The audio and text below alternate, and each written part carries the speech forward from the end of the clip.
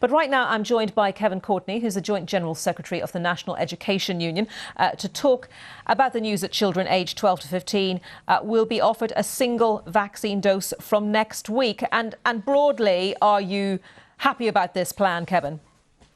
Well, Anita, we're not the medical experts, but we try and follow the science. We heard JCVI say that there was a net benefit, if small.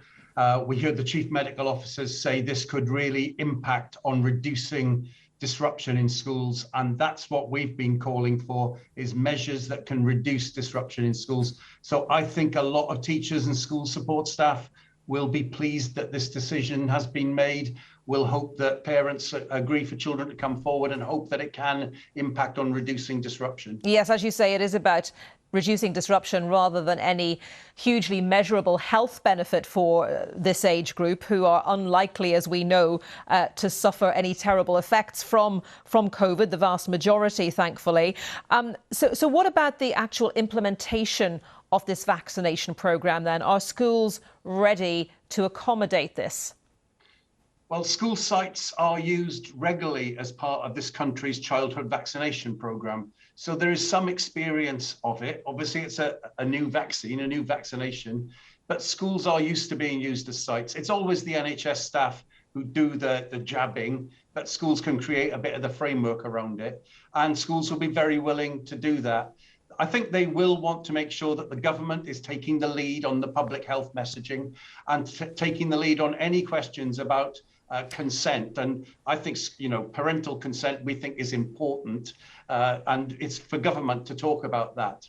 Invariably, though, a lot of questions will be directed from parents and carers towards teachers and around that issue of consent. And, for example, if a child may want to have the vaccine and the parent doesn't want them to have the vaccine. So do you see or foresee lots of difficult conversations that will take up teaching time around that particular issue? I mean, I think some of this will disrupt education in its own way. The vaccination program itself will, and those sorts of conversations may, but we really hope that will be a lot less than the saving of disruption at the other end. We do think it's important that government doesn't just rely on vaccination. And Chris Whitty said yesterday, this is a useful tool, but not a panacea.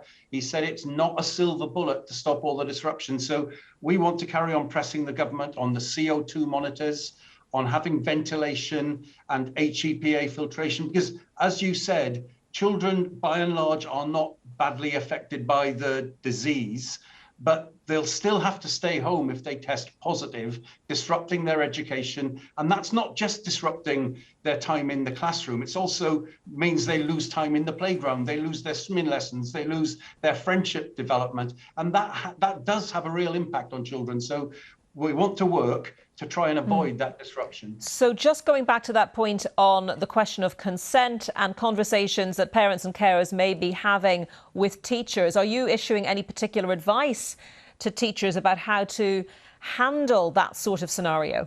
Well, we've sent out materials addressing vaccine hesitancy and urged our members to use those with children. That was before any question of a vaccination of children. It was at the general stage. We'll pass on the government public health advice. It's important that we don't put ourselves in place as the medical experts. So the public health advice has to come from government or from those senior medical bodies. Teachers are always willing to talk to children about these sorts of issues. Okay. As I understand it, the question of consent, in the discussion you heard, it's a very small number of cases where a parent and a child don't reach the same decision. And then if there is a different decision, that is not something a teacher can be involved in resolving, or any other member of school staff, school support staff. It's only an issue that doctors, that medically trained people can be part of resolving if there is a difference of view between the child and the parent. OK, really interesting to hear your thoughts on all of that, Kevin. Thank you very much. Kevin Courtney, Joint General Secretary of the National Education